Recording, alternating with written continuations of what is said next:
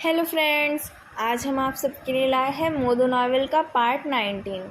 लैंगचाओ Luo वेंजो को और छेड़ना चाहती थी, पर जैसे ही उसने आंखें उठाई उसकी नज़र उस पोर्ट्रेट पर पड़ी। ये क्या है? उसने पूछा। लुओ वेंजो की लात खाकर ताओरन का नशा कम हो गया था और उसको समझ आ गया कि उसने कुछ गलत कह दिया है। वो जाकर अपना फेस धोकर आया और लुओ वेंजो को मदद करने लगा। उसने कहा, यह शायद लोटस माउंटेन है। शिफू हमेशा इसके बारे में बोलते रहते थे। लोटस माउंटेन कोई माउंटेन नहीं है, ये यान सिटी के नॉर्दर्न आउटस्कर्ट में एक जगह है। कुछ साल पहले वो जगह यान सिटी के एरिया के अंदर आ गई थी और डेवलप्ड हो गई है। नोटबुक के उस पेज पर उस पोर्ट्रेट के अलावा कुछ पुरानी फ़ोटोग्राफ्स भी टेप से चिपकाई हुई थी। वो फ़ोटोग्राफ्स 6 लड़कियों की थी। क्या ये द ग्रेट यान सर की नोटबुक है? वो वहाँ क्या कर रहे थे? लैंगचियाओ ने पूछा। उस टाइम सिटी ब्यूरो की एक पॉलिसी थी, 35 साल के नीचे उम्र वाले सबको बेसिक एक्सपीरियंस के लिए या तो लोकल पुलिस स्टेशन नहीं तो किसी काउंटी पर जाना पड़ता था। शिफू कुछ और लोगों के साथ लोटस माउंटेन में जाकर 6 महीने रुके थे। लोरेंजो फोटोग्राफ्स को ठीक करते हुए बोलता है, वहीं पर उन्हें ये केस मिला था। पहले एक आदमी ने रिपोर्ट किया था कि उनकी बेटी मिल नहीं रही थी। ताओरन नोटबुक का पेज पलटते हुए बोलता है। फोटोग्राफ्स और पोर्ट्रेट छोड़कर बाकी सब हाथ से लिखे हुए थे। क्रिमिनल पुलिसमैन नियांग की हैंडराइटिंग बहुत खूबसूरत थी। एक फ़ोटो के सामने गुओ हेंग लिखा हुआ था और उसके नीचे 3 अंडरलाइन थे। हाँ, रिपोर्ट करने वाले का नाम गुओ हेंग था और उनकी 11 साल की बेटी का नाम फेफे था। लुओवेंजो हैरान होकर पूछता है, तुम इतने ड्रंक हो फिर भी तुम्हें उस लड़की का नाम याद है? ताओरन आंखें चुराकर बोलता है, सीफू बार बार बोलते रहते थे इसलिए याद हो गया था। चैंगनिंग काम में बिजी रहती है, उसको टीवी देखने का टाइम नहीं मिलता है। क्रिमिनल पुलिस वालों के मुंह से स्टोरी सुनकर वो क्यूरियस हो गई और आगे का पूछने लगी। ताओरन बताने लगा, उस टाइम पेरेंट्स बच्चों पर इतनी नज़रदारी नहीं करते थे। 10-12 साल के बच्चे खुद ही स्कूल जाते थे और खुद ही दोस्तों के घर जाते रहते थे। पर गुओफेई शांत टाइप की लड़की थी। वो ठीक टाइम पर स्कूल जाती थी और ठीक टाइम पर वापस आती थी। प्रॉपर रीज़न ना हो तो वो घर 5 मिनट भी लेट नहीं आती थी। पढ़ाई में भी वो अच्छी थी। जिस दिन वो खो गई उस दिन भी सब कुछ नॉर्मल ही था। उसके क्लासमेट्स ने कहा वो टाइम पर ही निकली थी। स्कूल से घर 15 मिनट का रास्ता था। गर्मी के दिन थे इसलिए स्कूल छुट्टी के टाइम अंधेरा भी नहीं होता था। रास्ते में लोग भी बहुत चलते थे। पुलिस ने बहुत छानबीन की लेकिन कुछ सुराग नहीं मिला। किसी ने भी कुछ एबनॉर्मल चीज़ नहीं देखी थी। या तो किसी जानने वाले उसे ले गए थे या फिर वो लड़की खुद भाग गई थी। पुलिस ने सारे जानने वाले, सारे रिलेटिव्स, सारे दोस्त, स्कूल के टीचर्स और स्टाफ्स और स्टेशनरी शॉप वाले को भी बुला के पूछताछ की, पर कुछ पता नहीं चला। उस टाइम लड़की के बाप के पास अचानक एक फ़ोन कॉल आया। फ़ोन में एक लड़की की रोने की आवाज़ आई। पुलिस ने नंबर ट्रेस करके देखा, वो एक बहुत रिमोट एरिया का टेलीफोन बूथ था। वहाँ कोई सीसीटीवी नहीं था? लैंगचियाओ ने पूछा। नहीं, लुओवेंजो ने कहा। वो फ़ोन एक वेस्ट ट्रांसफ़र स्टेशन में था। लोगों को पता ही नहीं था कि वो फ़ोन चलता था। वहाँ थोड़ा सा खून मिला था जो गुओफेई के ब्लड ग्रुप का ही था। उस टाइम डीएनए टेस्ट नहीं होता था और वहाँ कोई फिंगरप्रिंट नहीं थे। ताओरन के लिविंग रूम में मौजूद हर कोई चुप हो गया। बहुत देर बाद फेदू ने पूछा, और कोई फ़ोन कॉल नहीं आई? पैसा या और कोई डिमांड नहीं आया? नहीं, ताओरन ने जवाब दिया। उसके बाद और कोई कॉल नहीं आई। फेदू ने कहा, यह तो अजीब बात है। ऐसा लग रहा है जैसे किडनैपर लड़की के माँ बाप को ही तकलीफ़ दे रहा था। क्या करते थे वो लोग? गुओ हेंग एक मिडिल स्कूल टीचर थे और उनकी वाइफ एक सिविल सर्वेंट थी। अमीर तो नहीं थे वो लोग, लेकिन उनका फाइनेंशियल कंडीशन ठीक ठाक था। दोनों ही पढ़े लिखे और समझदार थे। करियर में भी वो वाइल्डली एम्बिशियस नहीं थे। कोवर्कर्स के साथ उनका अच्छा रिश्ता था। दोनों का कोई एक्स्ट्रा मैरिटल अफेयर भी नहीं था। एक साधारण फैमिली, साधारण पेरेंट्स, बहुत साधारण सी दिखती एक लड़की। मैग्नीफाइंग ग्लास से भी ढूंढकर कुछ रिमार्केबल नहीं मिला था उस फैमिली के बारे में। मानो कि जैसे ऐसे ही रैंडमली उसे चुना गया था। पुलिस और फेफे के पेरेंट्स को लगा शायद किडनैपर ने उसे कहीं और ले जाकर बेच दिया होगा। लैंगचियाओ ने पूछा, बाकी की 5 लड़कियाँ? बाद में सिफू यान सिटी वापस आ गए। उनकी पोस्टिंग जिताई डिस्ट्रिक्ट के साबुरो में थी। वहाँ एक 12 साल की लड़की स्कूल से वापस आते टाइम गायब हो गई थी। 2 दिन बाद उसकी फैमिली को एक कॉल मिला था जिसमें उन्होंने एक लड़की की रोने की आवाज़ सुनी। सिफू ने तुरंत इन दोनों केसेस के बारे में अपने सब ब्यूरो के हेड को बताया। हेड ने सिटी ब्यूरो में रिपोर्ट कर दिया। पता चला कि आसपास के एरिया में टोटल 6 ऐसे केसेस थे। लोवेंजो ने कहा, इसके बाद सिटी ब्यूरो ने सारे डिस्ट्रिक्ट से एक एक पुलिसमैन लेकर एक स्पेशल इन्वेस्टिगेशन टीम बनाई। शिफू भी उसी वजह से सिटी ब्यूरो ट्रांसफ़र हो गए, पर कुछ भी पता नहीं चला। उन लड़कियों में कुछ कॉमन नहीं था, सिवाय कुछ याद आने से लोवेंजो रुक गया। उसकी नज़र चैन चैन के ऊपर पड़ी, जो स्ट्रॉ चबाते हुए ध्यान से सब सुन रही थी। लोवेंजो ने अपनी बात बदल दी। उसने कहा, सिवाय कि किडनैपिंग एक ही स्टाइल से हुई थी। गुओफेई के बाप को जब स्पेशल इन्वेस्टिगेशन टीम के बारे में पता चला तो वो छुट्टी लेकर आ गए, पर कहीं कुछ हो ही नहीं रहा था। ताओरन ने उस नोटबुक को बहुत रिस्पेक्ट के साथ बॉक्स में रख दिया। बाद में उस स्पेशल टीम को डिस्पर्स कर दिया गया। 6 महीने बाद गुओ हेंग ने आकर सिपू को बताया कि उनको एक सस्पेक्ट मिला है, जिसकी तस्वीर अभी देखी हमने। वो गुआंगचुआन नाम का एक टीचर था, जो जिनजू मिडिल स्कूल का टीचर था।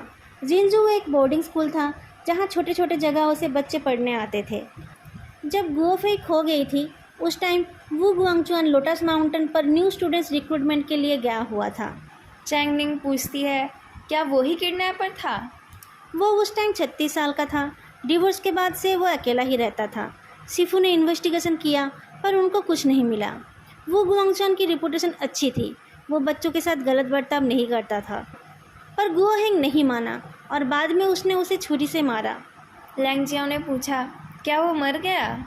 हाँ, उसके घर के बेसमेंट से एक बेहोश लड़की मिली। इस लड़की के घर की सिचुएशन अलग थी। उसका बाप नहीं था, माँ दिन भर शराब पीकर घूमती रहती थी। उसकी लड़की खो गई थी और उसे पता ही नहीं था। वहाँ बाकी 6 लड़कियों के खून से भरे कपड़े मिले, उनके ब्लड ग्रुप भी मैच हो गए। किडनैपर तो मिल गया पर उन 6 लड़कियों की बॉडी भी नहीं मिली।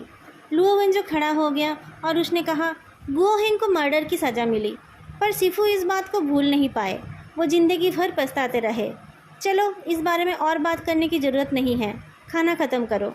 सब लोग बहुत देर तक मज़े करते रहे। फिर जिनको पब्लिक ट्रांसपोर्ट से जाना था वो लोग चले गए। जिन लोगों को ड्राइव करनी थी वो लोग नशा उतारने तक ताओरन को घर सेट करने में मदद करते रहे। चैंगनिंग भी अपनी कज़िन को लेकर चली गई थी। लुओवेंजो ने सारे बर्तन धोकर किचन साफ़ कर दिया। जब वो किचन से निकला तब फेदू बैठकर नोटबुक को देख रहा था।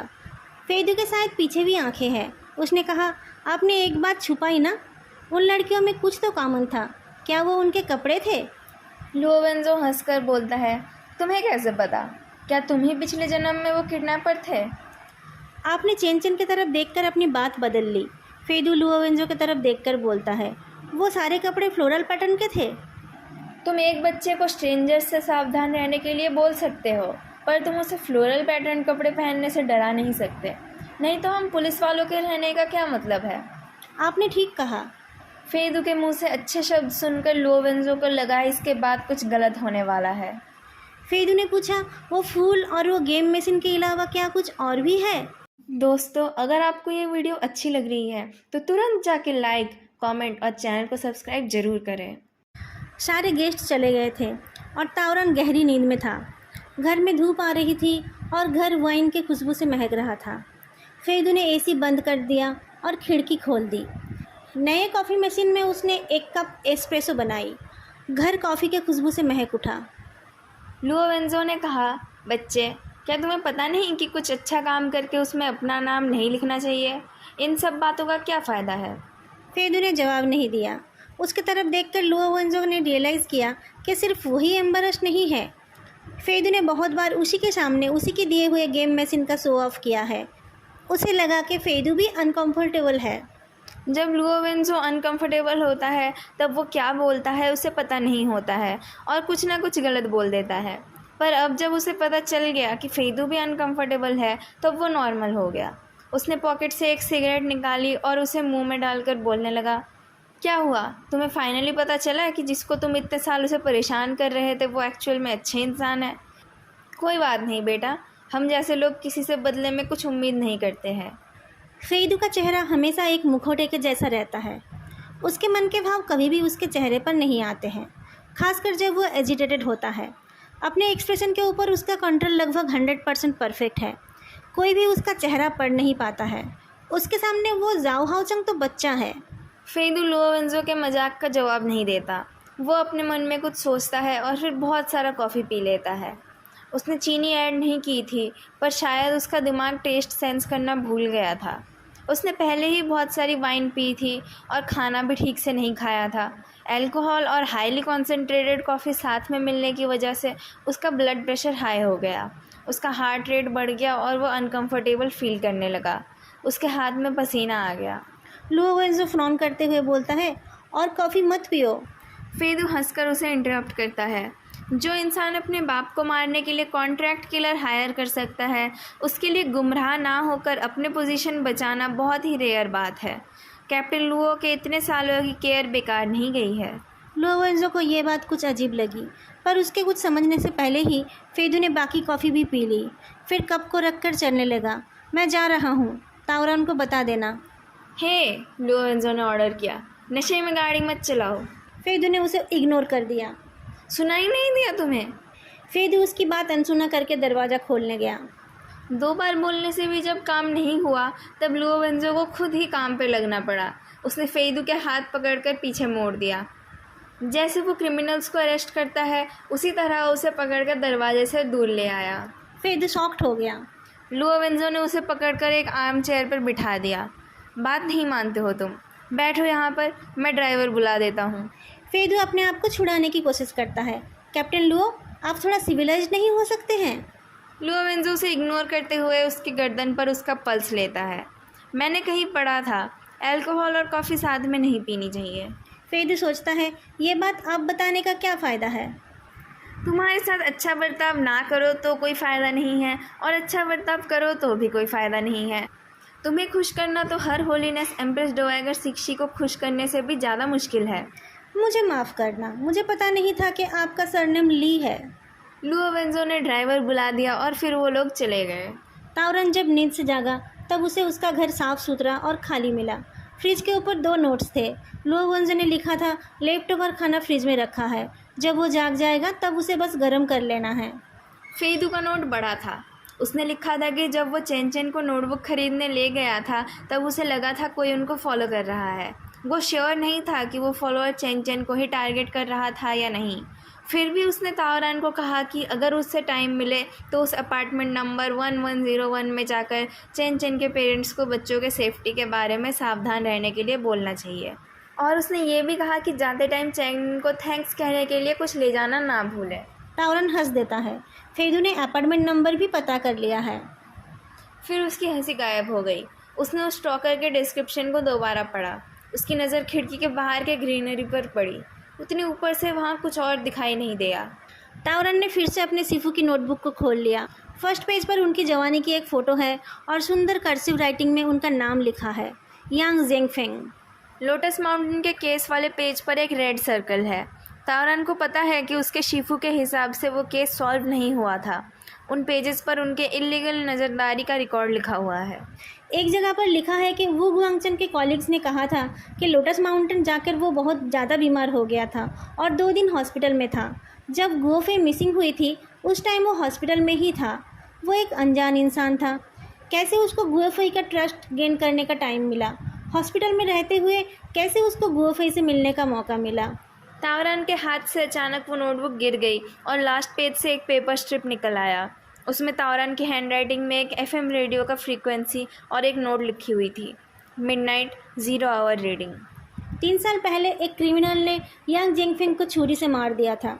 उनकी उम्र के साथ साथ उनकी रैंक भी बढ़ रही थी। बहुत पहले ही उनको फ्रंट लाइन से हटा के मैनेजमेंट पोजीशन दे दिया गया था। लुओ वेंजो ने कहीं से सुना था कि वो जल्द ही डेप्यूटी डायरेक्टर बनने वाले थे और वो सब लोग उनसे पार्टी लेने का इंतज़ार कर रहे थे। जब यह हादसा हुआ तब वो ड्यूटी पर नहीं थे। अपने बच्चे को यूनिवर्सिटी भेजने के लिए उन्होंने 2 हफ्ते की छुट्टी ली थी। बच्चे को यूनिवर्सिटी भेजने के बाद उनके हाथ में जो छुट्टी बची हुई थी, उनको वो एक हाउस हस्बैंड की तरह बिताना चाहते थे।